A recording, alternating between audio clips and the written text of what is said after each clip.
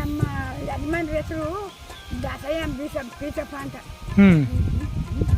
ತೋರಣಕನಪ್ಪ. ದೇವಸ್ಥಾನದಲ್ಲಿ ಎಷ್ಟು ವರ್ಷದಿಂದ ಇದ್ದೀರಾ? ನಾವು ಹುಟ್ಟಿಕೊಟ್ಟಿಂದ ಇಲ್ಲೇ ಇರೋದು, ಟ್ಯಾಕ್ಟ್ರನ್ನ ತೆಗಿಕೊಂಡು ಅಲ್ಲೆಲ್ಲ ಹೂ ಕುಯ್ಕೊಂಡು ಮಾಡಿದ್ರು. ದಿನ ಏನೇನು ಮಾಡ್ತೀರಾ ದೇವಸ್ಥಾನದಲ್ಲಿ ನೀವು? ಎಲ್ಲ ನೀರು ಬಿಟ್ಕೊಂಡು ಶೀಟ್ಬಿಟ್ಟು ಮೂಸ್ಬಿಟ್ಟು ಹ್ಞೂ ಸಂದ ಮೇಲೆ ಹೋಗೋದು ಮನೆಗೆ.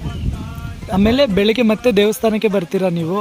ಬಂದ್ಬಿಡೋದು ಈ ಥರ ಹಾಂ ಹಾಂ ಹಾಂ ಬಡಗಳಿಗೆ ಒಯ್ತಾರಲ್ಲ, ಹ್ಞೂ 20 ರೂಪಾಯಿ ಕೊಟ್ಟರೆ ಇಷ್ಟು ಅನ್ನ ಕೊಡ್ತಾರೆ, ಉಣ್ಕೊಂಡು ಸಾಮಿಲ್ ಅಂತ ಹೇಳ್ಕೊಂತಿದ್ವಿ. ಒಟ್ಟಿಗೆ ನೀವು ಅವಾಗ್ಲಿಂದನೂ ದೇವಸ್ಥಾನಕ್ಕೆ ಸೀಮಿತವಾಗಿದ್ದೀರಿ? ಹುಟ್ಟಿಕೊಟ್ಟಿಂದ ದೇವಸ್ಥಾನದಲ್ಲಿ ಅಪ್ಪ ಹೂವು ಯಾರು ಇಲ್ಲ. ಹಾಂ ಯಜಮಾನ್ರು ಕೊಟ್ಟೋದ್ರು.